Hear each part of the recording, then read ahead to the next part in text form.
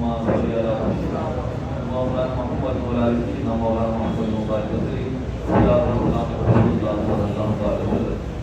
ہر بات کی طرح اس بات کی عاجزی کا اظہار کرتے ہوئے ہمارے صاحب کہتے ہیں کہ اس مسجد کے امام خطیب علامہ و مولانا حضرت شاہ محمود صاحب قبلہ حضرت والا کی خودکشی کریں.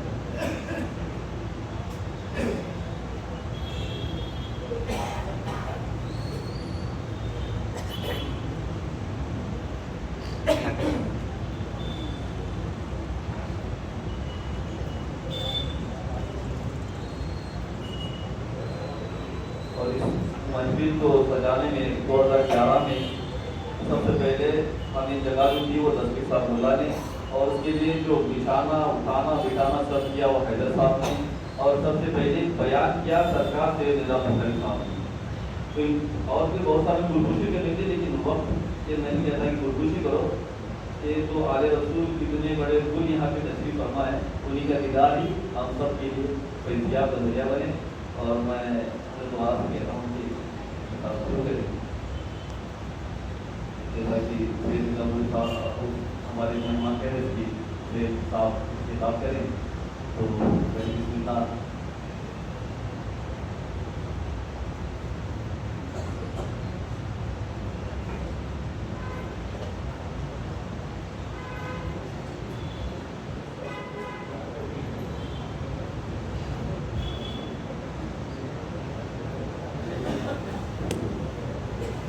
الرحمن الرحیم. السلام علیکم ورحمۃ اللہ وبرکاتہ. آج ہم سب کی خوشقسمتی ہے کہ آج 7 محرم ہے اور ہم ساتھ مل کر بیٹھے ہیں. اور سب سے بڑی میرے لیے جو خوشی کی بات ہے کہ میرے استاد محترم کے گھرانے سے کوئی تشریف لایا ہے, تو یہاں ہمارے بھی لب کشائی کا جو ہے وہ خاص نہیں ہے. اور میں بھی ان کے لیے سننے کا اشتہار کرتا ہوں کہ حضرت والا کی جو انداز ہے اس میں مجھے میرے استاد کی پوری جھلک نظر آتی ہے. بس ان کا یہ ہے کہنا کہ کچھ کہوں, میں یہ بھی سمجھتا ہوں کہ آپ کب سے بیٹھے ہیں, تو اس کا بھی خیال ہے. میں صرف خواجہ حمد الولی کا وہ شعر پڑھ کر میں حضرت کو دوں تاکہ انشاءاللہ آپ بھی ویسے جوش و جذبے کے ساتھ ان کا استقبال کریں گے. اور ہم حضرت سیدنا امام حسین کی کچھ یاد آج کی مجلس میں منائیں گے. خواجہ حمد الولی فرماتے ہیں شاہ است حسین بادشاہ است حسین دین است حسین دین بنا است حسین سردار ندا دست در دست یزید حقا کے بنا لا الہ است حسین. تو میں حضرت جی سے گزارش کروں گا کہ آپ تو ہمارے گھر کے ہیں اور میں آپ کے گھر کا, تو گھر والے کا سننا جو ہے وہ الگ ہوتا ہے, تو آپ سنیں گے تھوڑا انشاءاللہ. تو میں اللہ تعالیٰ سے یہ دعا بھی کرتا ہوں کہ اللہ تعالیٰ حضرت کی صحت اور تندرستی کی برقرار رکھیں, ان کے مقصد میں کامیاب فرمائیں اور دین کی خوب خدمت کریں. آمین.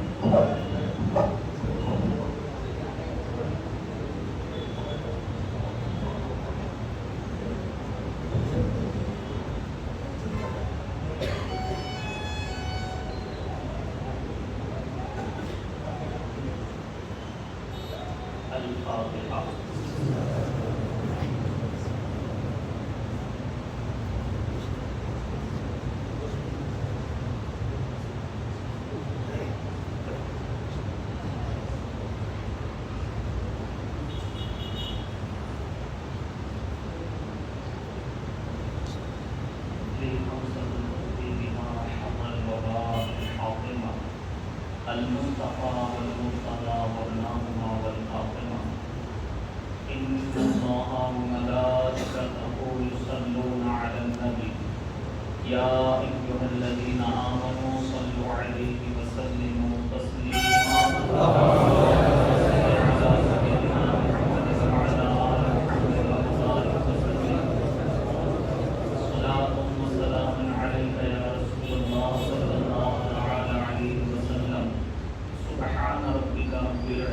عما يصفون وسلام على المرسلين والحمد لله رب العالمين. نحمده ونصلي على رسوله الكريم أما بعد. قال الله تبارك وتعالى في الكلام القديم: أعوذ بالله من الشيطان الرجيم بسم الله الرحمن الرحيم. يا أيها الذين آمنوا ادخلوا في السلم كافة ولا تتبعوا خطوات الشيطان إنه لكم عدو مبين. صدق الله مولانا العلي العظيم وصدق رسوله النبي الأمين الكريم ونحن على ذلك لمن الشاهدين والشاكرين والحمد لله رب العالمين. حاضرین، سلسلے کلام کو آگے بڑھانے سے پہلے آئیے ہم اور آپ مل کر انتہائی خلوص و محبت کے ساتھ تاجدار انبیاء روح کائنات جناب محمد رسول اللہ صلی اللہ علیہ وسلم کی بارگاہ بالکس پناہ میں بآواز بلند درود شریف کا ہدیہ پیش فرمائے.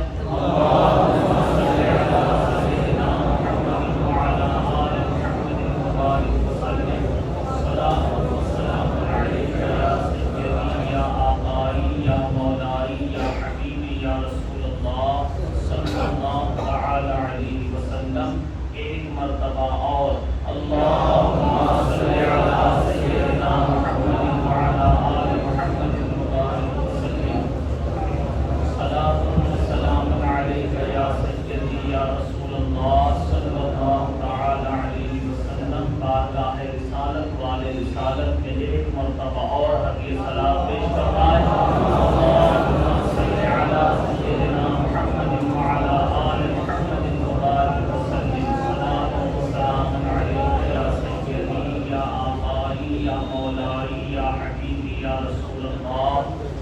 صلی اللہ تعالی علیہ وسلم. اللہ رب العزت کا بے انتہا شکر و احسان ہے کہ اس نے ہمیں آپ کو ایمان و صحت کی سلامتی کے ساتھ اپنے مقدس گھر میں اپنے محبوب کے محبوب کا ذکر کرنے کا موقع عطا فرمایا.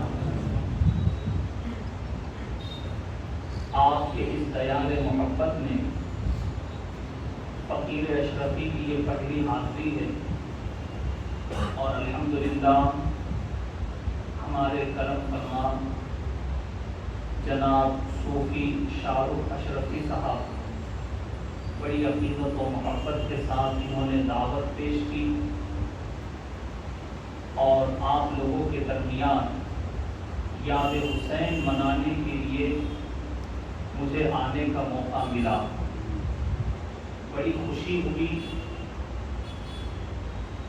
یہ مجمع جو جمع ہوا یہ سب امام حسین کی یاد میں جمع ہوا اور یہ آنا ہی اس بات کی علامت ہے کہ اللہ نے ہمارے سینوں کو اہل بیت کی محبت سے سجایا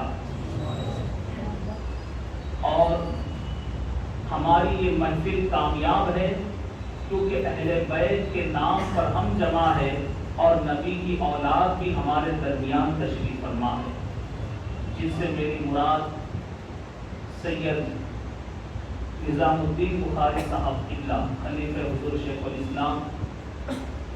ہم خوش نصیب ہے کہ اللہ تبارک و تعالیٰ نے ہمارے سینوں کو اہل بیت اطہار کی محبت سے سجایا. یہ بڑا قیمتی سرمایہ ہے اور یہ جسے مل گیا ہے اس کی دنیا بھی کامیاب ہے، آخرت بھی کامیاب. میں چاہتا ہوں کہ کچھ اصلاحی بات ہو کیونکہ محرم کے بیانات تو محرم میں سنتے ہیں. اور جیسے کہ آج کا یہ جلسہ یاد حسین کے نام سے ہے تو انشاءاللہ اس میں ہم حسین کی بھی یاد کریں گے اور حسین کے بابا کی بھی یاد کریں گے، کیونکہ ابھی ہمیں حضرت سیدنا مولا علی شیر خدا رضی اللہ تعالیٰ عنہ کے موہ مبارک کی زیارت کا شرف بھی حاصل ہوگا۔ تو ہم جن کی یاد میں بیٹھے ہیں، جن کی محبت میں آئے ہیں، یہ کتنی بڑی چیز ہے۔ ہم یہ سمجھتے ہیں کہ ہم جلسے میں آئے بیٹھے، ہم نے ان کا ذکر کیا، اہل بیت اطہار کا ذکر ہوا، امام حسین کا ذکر ہوا، شہداء کربلا کا ذکر ہوا، ایک فارمولیٹی ہو گئی، ایک رسم ہو گئی۔ نہیں، اہل بیت اطہار کی محبت یہ کسی دنیا دار کا فرمان نہیں ہے، اللہ کا فرمان ہے۔ اللہ تبارک و تعالیٰ نے قرآن پاک میں فرمایا، اے محبوب آپ فرما۔ اللہ نے اپنے حبیب سے فرمایا، اس لیے کیونکہ اللہ نے تو ہمیں بے شمار نعمتوں سے نوازا ہے، اللہ کی نعمتوں کو ہم گن نہیں سکتے، مگر جس ذات کو لوگوں نے اپنی آنکھوں سے دیکھا وہ ذات مصطفیٰ صلی اللہ علیہ وسلم ہے، کہ نبی نے کتنی تکلیفوں سے اسلام ہم تک پہنچایا۔ یہ بات تو سبھی جانتے ہیں نا، اسلام بڑی آسانی سے ہم تک نہیں آیا، اور اگر آسانی سے آتا تو آج بھی مسلمانوں کو بڑی آسانی ہوتی، مگر یہ اسلام جتنی دشواریوں سے آیا ہے اور اس پر عمل کرنے والوں کو بھی اتنی دشواریاں ہوتی، اتنی مصیبتوں کا سامنا کرنا پڑتا، لیکن زمانے نے دیکھا کہ سرکار دو عالم صلی اللہ علیہ وسلم کو اسی دین کی خاطر، اسلام کی خاطر اتنا ستایا گیا کہ تاریخ گواہ ہے، خود حضور صلی اللہ علیہ وسلم فرماتے ہیں کہ کسی نبی کو اتنا نہیں ستایا گیا جتنا مجھے ستایا۔ تو سب سے زیادہ تکلیف نبی کو دی گئی، اور اسی تکلیف کے بعد اسلام ہم تک آیا، اسی تکلیف کے بعد یہ دین اسلام ہم تک پہنچا۔ مگر آپ ذرا خیال کریں، سرکار نے کیا فرمایا جب اللہ کا حکم ہوا، قل اے محبوب آپ فرما دیجیے، کیونکہ لوگوں نے نبی کو دیکھا جو نبی کے زمانے میں تھے، کتنی تکلیفیں اٹھائی، کتنی دشواریاں جھیلی، کتنی مصیبتوں کا سامنا کیا، لیکن یہ ساری محنت کا نتیجہ تبلیغ دین کا صلہ اگر نبی نے مانگا تو بس یہی مانگا، میری اہل بیت سے محبت کرو، میرے گھر والوں سے محبت کرو، تو پتہ یہ چلا دین اسلام جس قربانی سے ہم تک آیا ہے، اس کے بدلے میں نبی نے اپنے گھر والوں کی محبت مانگی۔ کیا مانگا؟ بولو سب، کس کی محبت؟ اہل بیت اطہار کی محبت۔ اب آپ ہو سکتا ہے کسی کے ذہن میں یہ بات آئے کہ دنیا میں کوئی کسی پر احسان کرنے کے بعد کچھ مانگتا ہے تو ایسی چیز مانگتا ہے جو اس کے فائدے کی ہو۔ صحیح ہے یا غلط؟ آپ نے اگر کسی کے ساتھ کوئی بھلائی کی تو آپ اس کے بدلے میں اس نے چاہا کہ میں آپ کو کچھ دوں، تو آپ ایسی ہی چیز مانگیں گے نا جو آپ کے فائدے کی ہے۔ اب پوری خدمت دین کے بدلے میں نبی نے مانگا تو اپنے گھر والوں کی محبت مانگی، اہل بیت اطہار کی محبت مانگی، تو کیا اس میں نبی کا فائدہ؟ کیا نبی کے گھر والوں سے محبت کرنے میں نبی کا فائدہ؟ دوستو نہیں، میرے نبی رحمت عالم بن کر آئے، سارے عالمین کے لیے وہ رحمت بن کر آئے۔ میرے نبی ایسے رحمت والے ہیں کہ نبی چاہتے ہیں کہ ان کی امت ان کی آل سے محبت کر کے دنیا میں بھی کامیاب ہو، آخرت میں بھی کامیاب ہو۔ اس لیے اہل بیت کی محبت مانگی، اور یہ محبت اسی لیے اتنی قیمتی شے ہے، اتنا قیمتی سرمایہ ہے کہ سرکار دو عالم صلی اللہ علیہ وسلم ارشاد فرماتے ہیں، جو میری اہل بیت سے محبت کرتا ہوا فوت ہوا وہ مومن مرد. کیا مطلب؟ یہ صرف ایک چھوٹا سا جملہ نہیں ہے. زندگی بھر نماز پڑھو، روزہ رکھو، حج کرو، زکات دو، صدقہ خیرات دو، مگر کوئی گارنٹی نہیں دے سکتا کہ اس کا خاتمہ ایمان پر ہو. کوئی دے سکتا ہے؟ ساری زندگی اعمال صالحہ کرنے کے بعد کوئی نہیں کہہ سکتا کہ اس کا خاتمہ ایمان پر ہوگا، لیکن نبی کی آل سے محبت کرنے پر خاتمہ ایمان پر ہوگا. نبی فرما رہے. تو یہ کتنا بڑا سرمایہ ہے، اور جس کو مل گیا اس کی دنیا بھی کامیاب ہے، آخرت بھی کامیاب. اس لیے یہ اہل بیت کی محبت ہمیشہ اپنے پاس سنبھال کے رکھے اور اللہ سے دعا کرے کہ اللہ تا دم زیست یہ اہل بیت اطہار کی محبت ہمارے سینے میں قائم رکھے، اور قیامت تک آنے والی ہماری نسلوں کے سینوں میں بھی اہل بیت کی محبت قائم رکھے. یہ بہت قیمتی سرمایہ ہے، کیونکہ نبی نے ساری تبلیغ دین اور خدمت دین کے بدلے میں اپنی آل کی محبت ہم سے مانگی. اب آؤ، جو آیت کریمہ میں نے پڑھی تھوڑا سا اس کو سمجھنے کی کوشش کریں، کیونکہ ہمارا مزاج یہ ہے ہم قرآن بڑے شوق سے سننے کے عادی. میری بات آپ کے سمجھ میں آ رہی ہے نا؟ آ رہی یا نہیں آ رہی؟ ذرا ہاں نہ بولے تاکہ میں سمجھوں میری بات آپ کے دماغ شریف میں آ رہی، ورنہ ایسا نہ ہو تقریر میں لوگ سنتے کم ہے سوتے زیادہ. تو اگر آپ جواب دیتے رہیں گے تو میں سمجھوں گا کہ میری بات آپ کے سمجھ میں آ رہی ہے. قرآن سننے کا مزاج ہمارے اندر بہت. رمضان شریف کے مہینے میں دیکھو آپس میں باتیں کیا کرتے، کتنے پارے ہو، یہی باتیں کرتے ہیں. لیکن پڑھنے والے نے کیا پڑھا، جس میں اللہ اپنے کلام میں ہمیں کیا فرما رہا ہے، ہمیں کیا ہدایت ہے، اس پر کبھی ہماری آپ کی توجہ نہیں.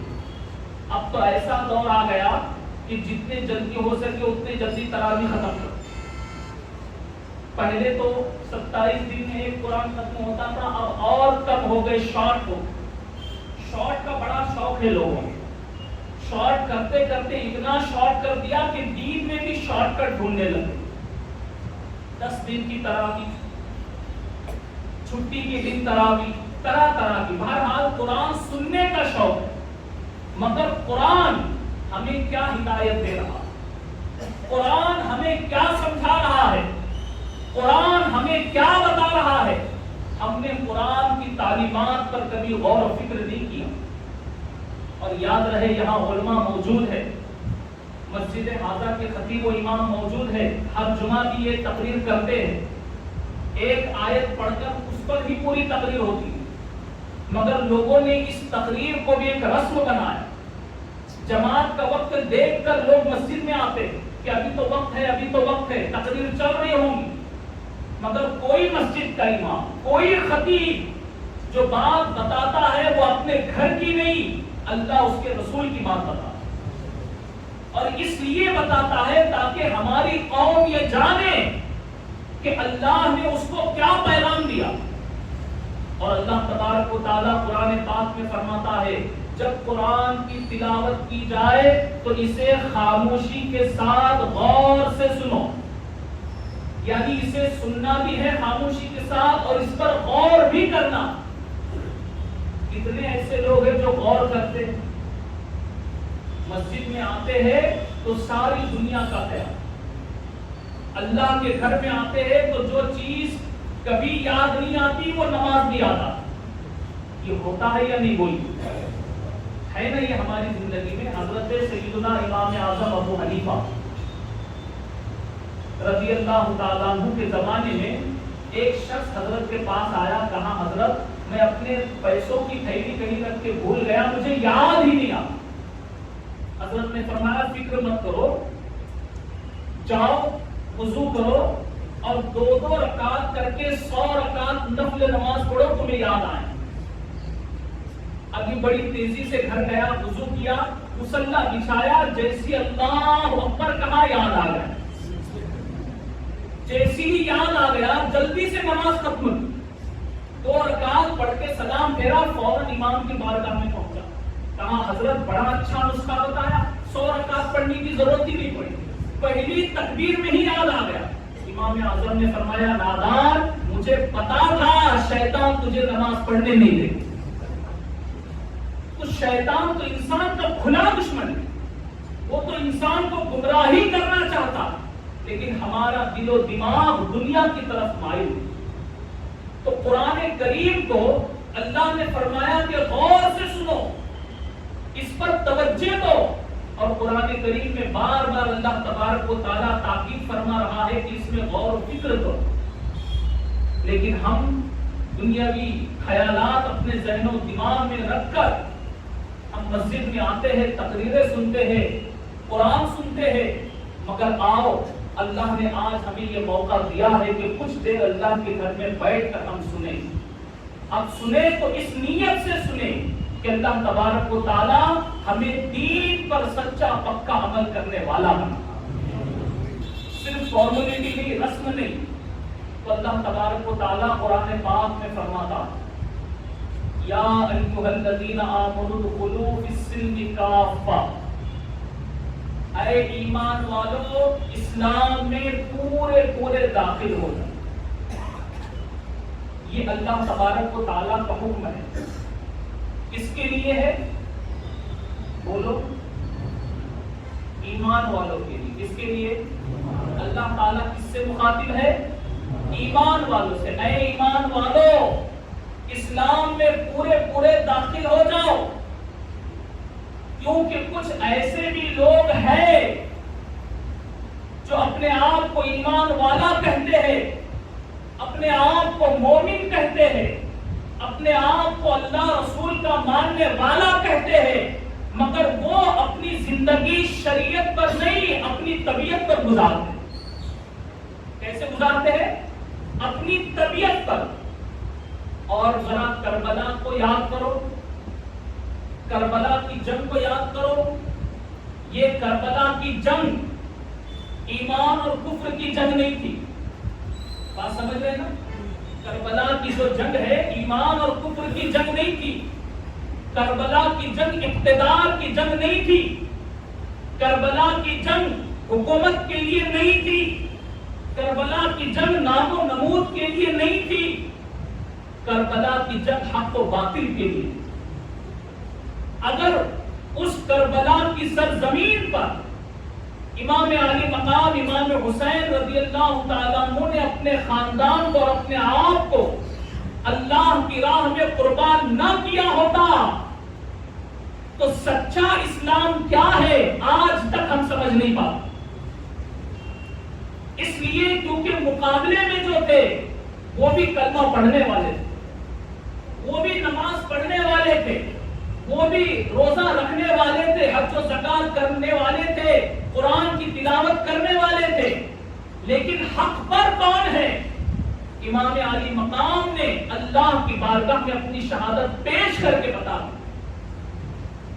اس لیے اسے صرف ایک رسم نہ بناؤ، ہم اس کو سمجھنے کی کوشش کریں۔ اللہ تبارک و تعالیٰ فرماتا ہے ایمان والو اسلام میں پوری طرح سے اتر جاؤ، یہ نہیں کہ جو تمہیں اچھا لگتا ہے وہ کر لو، جو تمہیں اچھا نہیں لگتا، جو تمہاری طبیعت کا نہیں اسے چھوڑ دو، ایسا نہیں۔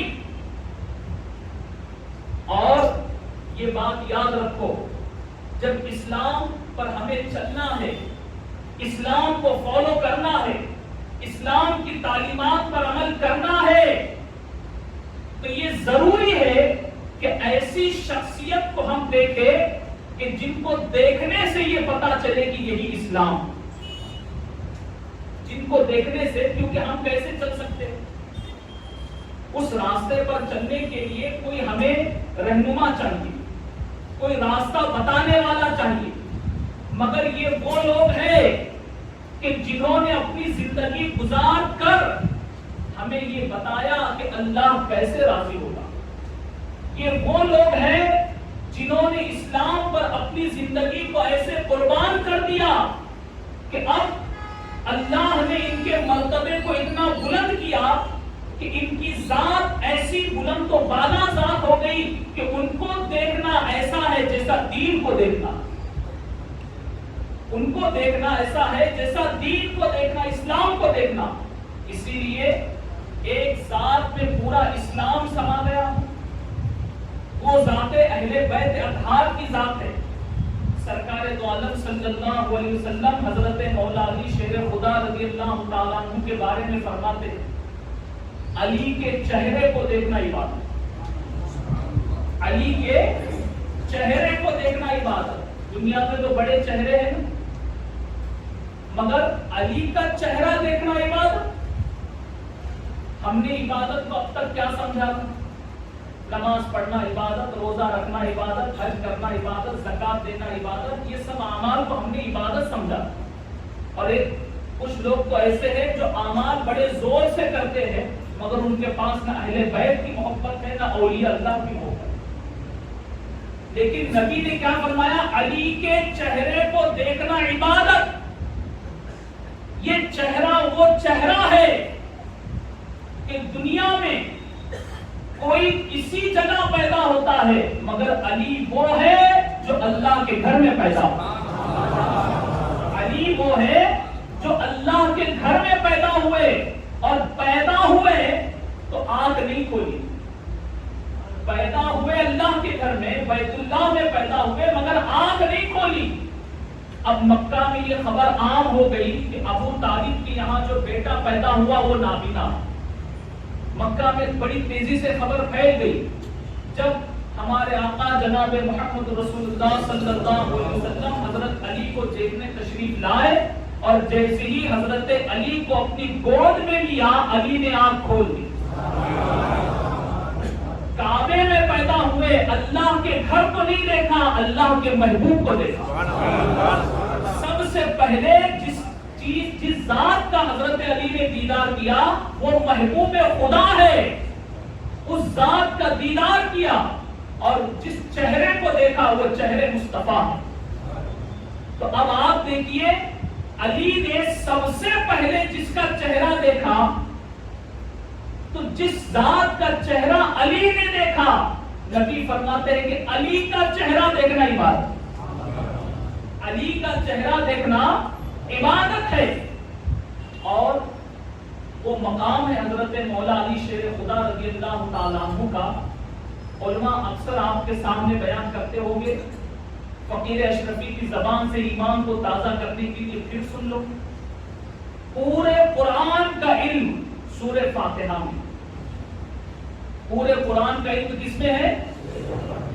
یہ سورہ فاتحہ کچھ لوگوں کو تو نام بھی پتا نہیں، جب کہا جائے الحمدللہ کی سورت تب یاد آتا ہاں سورہ فاتحہ۔ ایسے ہمارے مسلمانوں کا ماحول ہے، ہم یاد حسین مناتے ہیں، ہم ذکر حسین کرتے ہیں، ہم اہل بیت اطہار کی محبت کا دم بھرتے ہیں، مگر ان کا اور قرآن کا تعلق تو اتنا گہرا تھا کہ امام حسین کا سر تن سے جدا ہونے کے بعد نیزے پر بھی قرآن کی تلاوت کرتا، اور حسینی ایسے ہیں کہ جن کو سورہ فاتحہ کسے کہتے ہیں یہ معلوم۔ تو سورہ فاتحہ الحمدللہ کی سورت، پورے قرآن کا علم سورہ فاتحہ میں، سورہ فاتحہ کا پورا علم بسم اللہ الرحمن الرحیم میں، اور بسم اللہ الرحمن الرحیم کا پورا علم بسم اللہ کی بے میں۔ اور حضرت علی رضی اللہ تعالیٰ عنہ فرماتے ہیں میں بسم اللہ کے بے کے نیچے کا نقطہ ہوں۔ وہ مقام ہے حضرت مولا علی کا کہ اگر حضرت علی کی ذات کو سمٹ لو تو بسم اللہ کے بے کے نیچے کا نقطہ ہے، پھیلا دو تو قرآن ہے، پھیلا دو تو قرآن ہے، وہ ذات ہے حضرت مولا علی شیر خدا رضی اللہ عنہ۔ تو کیوں نہ ان کے چہرے کو دیکھنا عبادت۔ اور خواجہ اجمیری تو یہ فرماتے ہیں کہ قرآن کو دیکھنا بھی عبادت، قرآن کریم کو دیکھنا یہ بھی عبادت ہے۔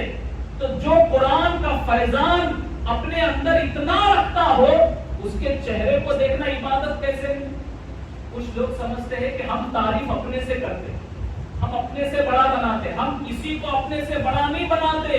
جس کو اللہ نے بڑا بنایا ہے اسی کا مقام بیان کرتے. تو وہ ذات حضرت مولا علی شیر خدا کی ذات. اور اسی طرح حضرت امام حسین رضی اللہ تعالیٰ عنہ. اب یہ ذات صرف ایک تنہا ذات نہیں ہے, پورا دین ان کے اندر ہے.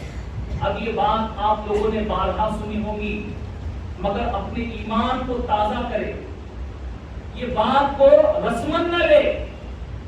یہ وہ ذات ہے کہ جن کو ایک ذات میں ہی پورا دین, پورا اسلام ان کے اندر موجود ہے.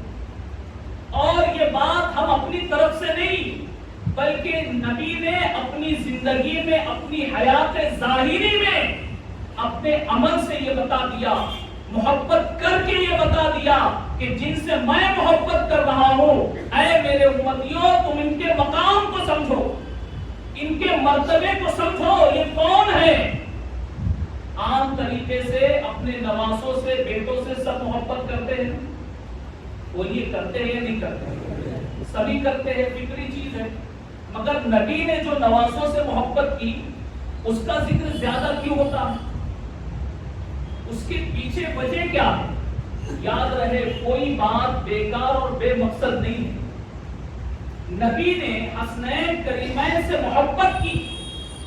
یہ محبت کا انداز امت کو بتانے کے لیے, یہ محبت کرنا امت کو سمجھانے کے لیے ہے کہ دیکھو میں جن سے یہ محبت کر رہا ہوں یہ کون ہے. یہ معمولی شخصیتیں نہیں ہیں. واقعہ آپ سب کو معلوم ہے, جب بھی میرے نبی سجدے میں جاتے, امام حسین حضور صلی اللہ علیہ وسلم کے پشت انور پر آ کے بیٹھ جاتے. سنا ہے نا آپ نے؟ ذرا بولو سب. نیند تو نہیں آ رہی نا, ہوش میں ہے سب؟ تو یہ واقعہ اکثر سنا ہے. اب جب بھی نبی کے پشت انور پر امام حسین بیٹھتے تو کیا نبی اپنے ہاتھ سے ان کو نکالتے, اپنے پیٹ سے اتارتے؟ نہیں اتارتے. کیا یہ بہت مشکل کام تھا؟ بولیے نا, کوئی بچہ پیٹ پر آ کر بیٹھے اس کو اتارنا مشکل کام ہے؟ نہیں. لیکن نبی نے نہیں اتارا. اور جب تک امام حسین خود بخود نہ اترتے, نبی سجدے کو لمبا کر دیتے. نبی سجدے کو لمبا کر دیتے, اس لیے کہ نبی بتا رہے ہیں کہ آج جس کی خاطر میں سجدے کو لمبا کر رہا ہوں, کل کربلا کے میدان میں یہی میرا نواسا میرے دین کی خاطر سجدے میں اپنی گردن کٹا. کل میرے دین کی خاطر یہ جام شہادت نوش کرے گا. اور نبی نے یہ بتا دیا کہ یہ اے لوگوں, حسین کو کوئی معمولی شخصیت نہ سمجھنا, حسین دین ہے, حسین دین کو بچانے والے. خواجہ غریب نواز کے شعر میں تو ہم نے سمجھا کہ حسین دین ہے, مگر نبی نے اپنے عمل سے بتایا کہ حسین دین, حسین دین ہے. اب یہ وہ ذاتیں ہیں کہ جن کی زندگی کو جب ہم دیکھتے ہیں تو پتا چلتا ہے کہ دین یہ ہے, اسلام یہ ہے. تو اب آؤ ذرا ان ذاتوں کو ہم یاد کر رہے ہیں تو اللہ تبارک و تعالیٰ فرماتا ہے, ایمان والو اسلام میں پورے پورے داخل ہو. اب میں آپ سے پوچھتا ہوں, ہم مسلمان ہیں, ہم کو اسلامی طریقے پر عمل کرنا ہے یا نہیں؟ ذرا بولو سب. کرنا ہے. یہ بولنا بڑا آسان, لیکن عمل کرنا بڑا مشکل. ہم اپنے آپ کو مسلمان کہتے ہیں, مگر ہم بڑے جوش و خروش میں ان کی یاد منائیں گے, ان کا ذکر کریں گے, لیکن جب فجر کی نماز کا وقت ہوگا تب کیا اتنی تعداد میں لوگ رہیں گے؟ تو اس کا کیا مطلب؟ یاد رکھو, اسلام کل بھی حق پر تھا, آج بھی حق پر ہے, قیامت کی صبح تک حق پر رہے گا. مگر جو اسلام پر چلنے والے ہیں ایسے لوگ ہیں جو اپنی طبیعت سے اسلام پر عمل کرتے ہیں. اور امام علی مقام امام حسین کی شہادت کا مقصد ہی یہ تھا کہ تم اپنی طبیعت پر نہ چلو، جو میرے نانا نے تمہیں شریعت بتائی ہو شریعت پر چلو۔ اب چلنے کے لیے دو راستے، کتنے راستے ہیں؟ ایک ہے نیکی کا راستہ اور دوسرا ہے برائی کا راستہ۔ نیکی کا راستہ چلنے کے لیے نیکوکاروں کو دیکھنا ضروری، اور برائی کے راستے پر چلنے کے لیے بروں کے پیچھے چلنا ضروری۔ اور یہ بھی ذہن میں رکھو، نیکی کے راستے پر چلنا مشکل ہے لیکن انجام اچھا۔ سمجھ رہے؟ نیکی کے راستے پر چلنا مشکل لیکن انجام اچھا، اور برائی کے راستے پر چلنا آسان لیکن انجام برا۔ اب اس آیت مبارکہ میں جو میں نے تلاوت کی، اللہ نے دونوں راستے بتائے۔ یا ایھا الذین آمنوا ادخلوا فی السلم کافہ، ایمان والو اسلام میں پورے پورے اتر جاؤ۔ اب اسلام کے طریقے پر چلنے کے لیے، دین پر عمل کرنے کے لیے ایسی شخصیتوں کے راستے پر چلنا ہوگا کہ جن کو دیکھو تو ہمیں دین کا پتہ چلنا۔ صحیح ہے؟ اب دوسرا کیا ہے راستہ؟ اللہ نے فرمایا وَلَا تَتَّبِعُوا خُطُوَاتِ الشَّيْطَانِ إِنَّهُ لَكُمْ عَدُوٌّ مُّبِينٌ، کہ شیطان کی پیروی ہرگز نہ کرو، وہ تمہارا کھلا دشمن ہے۔ اب اللہ نے برائی کے راستے پر چلنے سے روکا، برائی کے راستے پر چلنے سے کیا کیا؟ بولو سب۔ اب میں یہ پوچھتا ہوں کہ کون ہے جو شیطان کے پیچھے پیچھے چلنا چاہتا ہے؟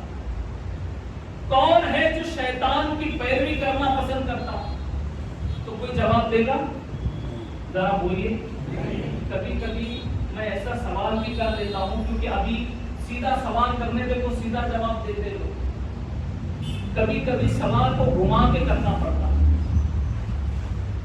کوئی ہے جو شیطان کے جیسا بننا چاہتا؟ بولیے نا، پکا نہیں بننا چاہتے؟ اس کے جیسا کوئی بن بھی نہیں سکتا، وہ ایک ہی موضوع تھا۔ چلیے، شیطان کے جیسا کون بننا چاہتا؟ جیسے شیطان کا عمل تھا، کیا ویسا کوئی کرنا چاہتا ہے؟ نہیں۔ یہ کہنے کو تو ہم کہتے کہ شیطان کے جیسا بھی بننا پسند نہیں کرتے، مگر اپنی زندگی کا محاسبہ کریں، اپنی زندگی کا جائزہ لے۔ یاد حسین میں آئے ہیں تو محاسبہ کر کے جائے، اپنا حساب کر کے جائے۔ ہم زبان سے کہتے ہیں کہ ہم شیطان کے جیسا کرنا نہیں چاہتے، مگر جھوٹ ہم بولیں، غیبت ہم کریں، چغلی ہم کریں، ایک دوسرے کا حق ہم مارے، ماں باپ کی نافرمانی ہم کرے، نمازوں میں سستی ہم کرے، دین کے خلاف ورزی ہم کرے۔ سارے کام تو شیطان کی مرضی کے مطابق ہو رہے، شیطان کے جیسا بننے کے لیے بچا کچھ؟ اب آپ کہیں گے کہ آپ ہم پہ الزام لگا رہے، تو میں آپ کو ایک سچائی بتاؤں، میں کسی پر الزام نہیں لگا رہا، لیکن حقیقت تو سنیں گے نا، کہ بند کر دو بات، سننا چاہیں گے؟ ورنہ آپ کہیں گے کہ ہم پہ الزام لگا رہے ہیں۔ حقیقت یہ ہے کہ اللہ والوں کو ہر چیز نظر آتی ہے۔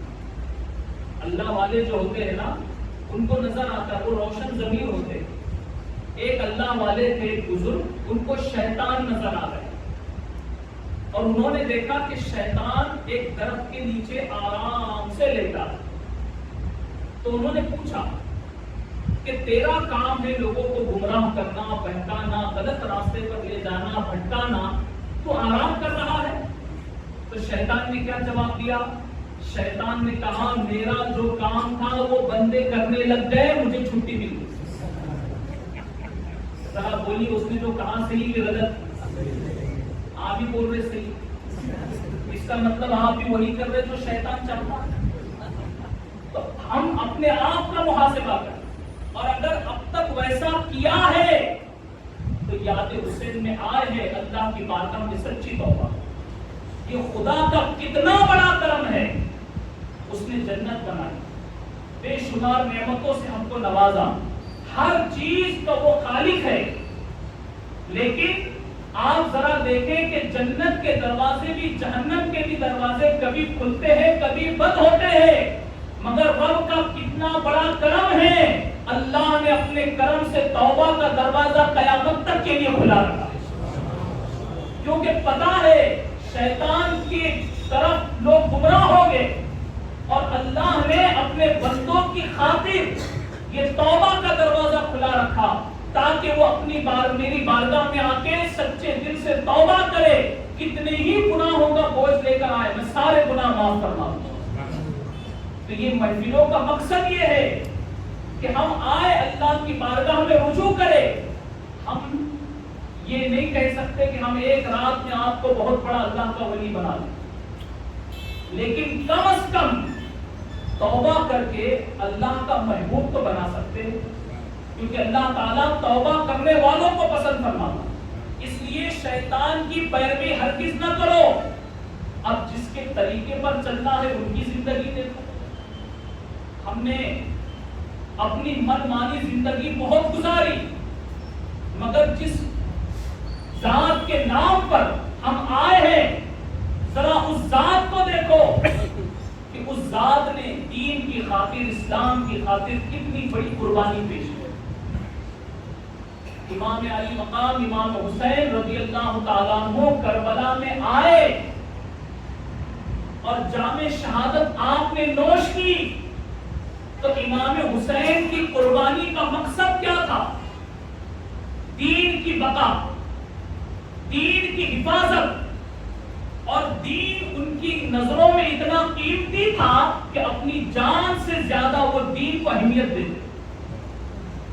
اور ہم مسلمان ایسے ہیں کہ ہمارے نزدیک دین کی کیا اہمیت؟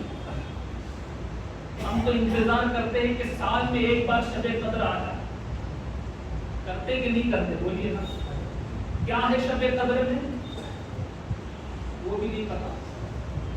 شب قدر کے بارے میں اللہ نے فرمایا شب قدر تم نے کیا جانا کیا ہے شب قدر؟